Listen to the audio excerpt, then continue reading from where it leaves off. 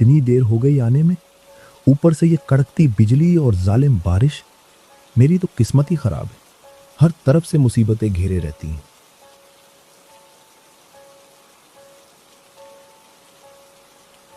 Station से बाहर निकलते ही उसकी नजर बाईं तरफ जमी एक डरावनी भीड़ पर पड़ी। वो टिटक गया।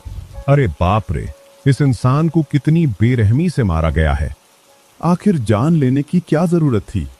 तुझे ये अभी कत्ल लग रहा है?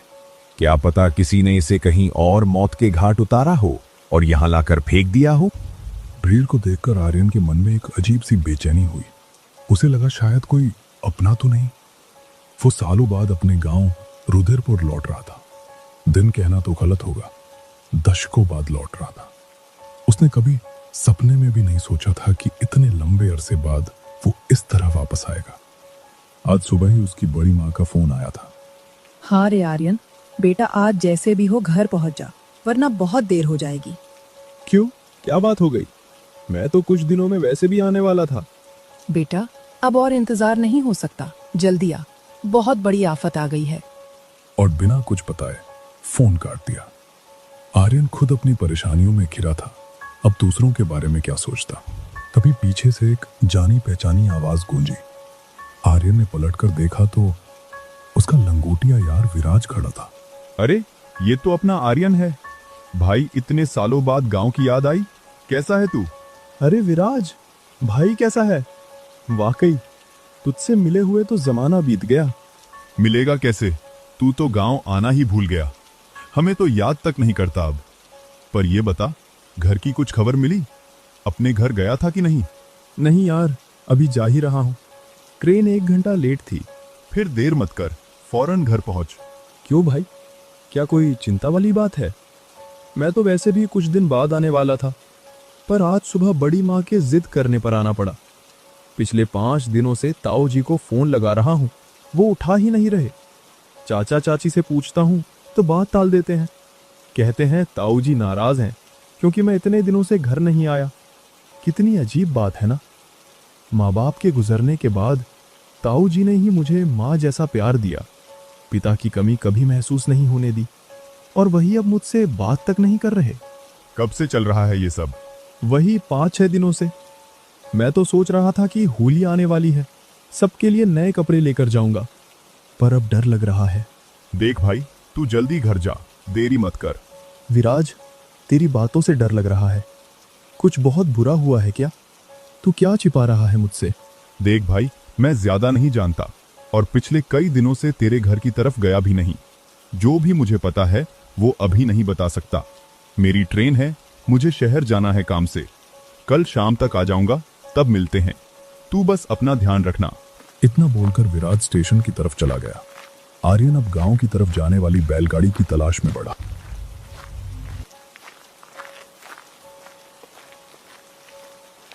ओ काका, गांव के अंदर चलोगे क्या? जाऊंगा तो सही, पर अंदर बस्ती तक नहीं, बाहर मुख्य सड़क पर ही छोड़ दूंगा। वहां से पैदल जाना होगा। इतनी रात हो गई है, अंदर से कोई सवारी नहीं मिलेगी और मुझे भी घर लौटना है। ठीक है, चलिए।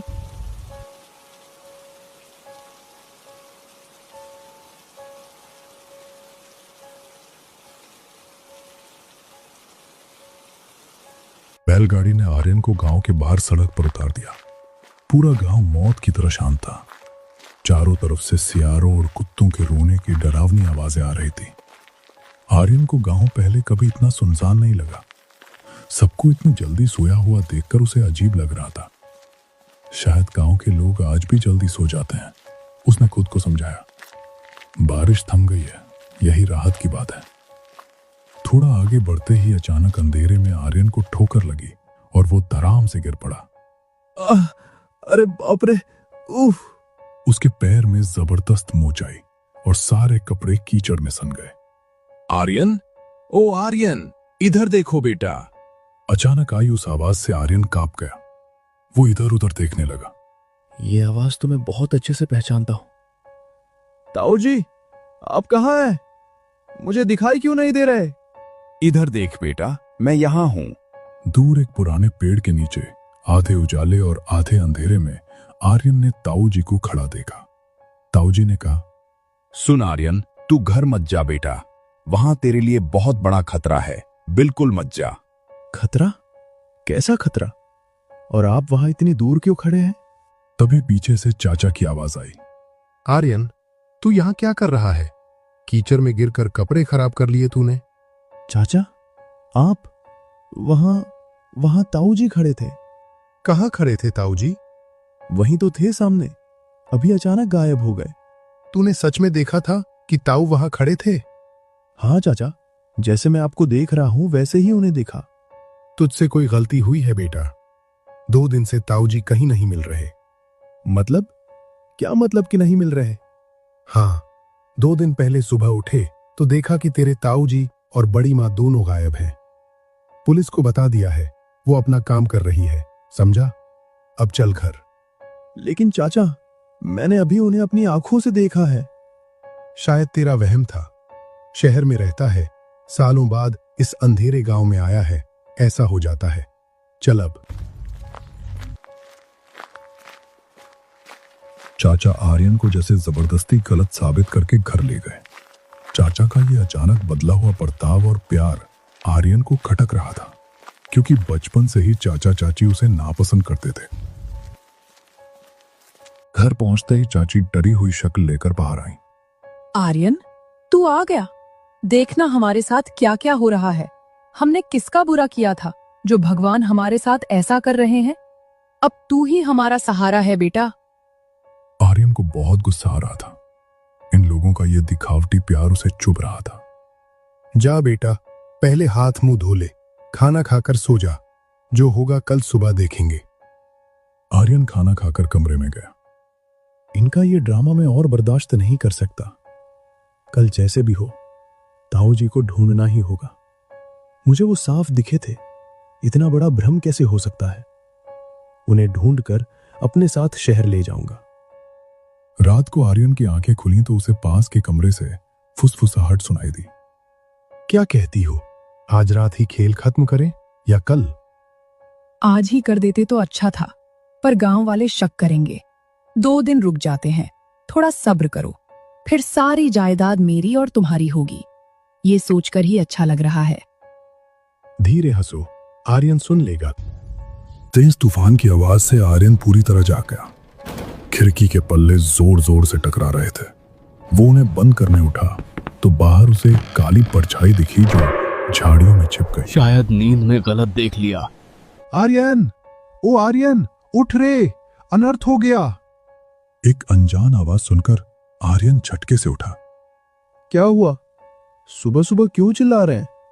गजब हो गया बेटा, तेरे चाचा और चाची अब नहीं रहे।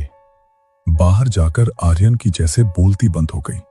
मुख्य दरवाजे के सामने वाले पेड़ पर चाचा और चाची की लाशें झूल रही थी। गांव वाले जमा थे। हे भगवान, ये कैसे हो गया? इतना अच्छा परिवार उजड़ गया। चलो जल्दी अंतिम संस्कार करो, देर करना ठीक नहीं। कुछ देर बाद विराज फिर आया। आर्यन ने कहा, अब मुझे वापस जाना होगा, वरना नौकरी चली जाएगी। आर्यन भाई, एक बात बहुत दिनों से कहना चाहता था, आज कह देता हूं। बोलना भाई, इसमें हिचकिचाना क्या? हिचकिचाहट नहीं, बुरा लग रहा है, पर सच ये है कि तेरी इस हालत के जिम्मेदार तेरे चाचा चाची ही थे। उन्होंने ही तेरे माँ बाप को जहर देकर मारा था। क्या पागल हो गया है? कुछ भी बोल रहा है। हाँ, मुझे सब पता है, और तेरे ताऊ जी को भी उन्हीं लोगों ने ठिकाने लगाया है। पर क्यों? चाचा ऐसा क्यों करेंगे? जायदाद के लालच में। तुझे भी शायद खत्म करने के लिए ही गांव बुलाया था।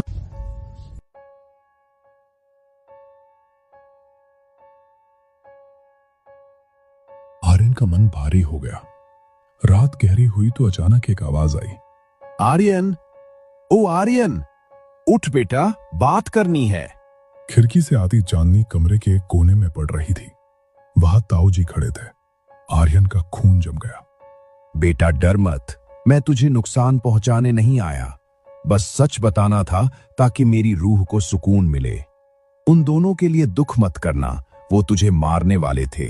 उस रात मैं तुझे बचाने आया था, पर चाचा आ गए थे। उन्होंने मुझे और बड़ी मां को जहर देकर रेल की पटरी पर डाल दिया था। स्टेशन पर जो भीड़ तूने देखी थी वो हमारे ही शरीर थे। फिर वो दोनों कैसे मरे? वो मरे नहीं, मैंने उन्हें सजा दी है। जब तू सो गया था और वो तुझे मारने की योजना बना रहे थे, तब मैंने उन्हें मौत के घाट उतार दिया। अब मैं चलता हूं, मुझे शांति मिल गई है। अपना ख्याल रखना। अगली सुबह आर्यन स्टेशन पर विराज के साथ था। विराज ने पूछा, अब कभी नहीं आएगा क्या यहाँ? क्यों नहीं, अब यहाँ हमेशा के लिए रहने आऊंगा। तब तक तू मेरे घर का ध्यान रखना।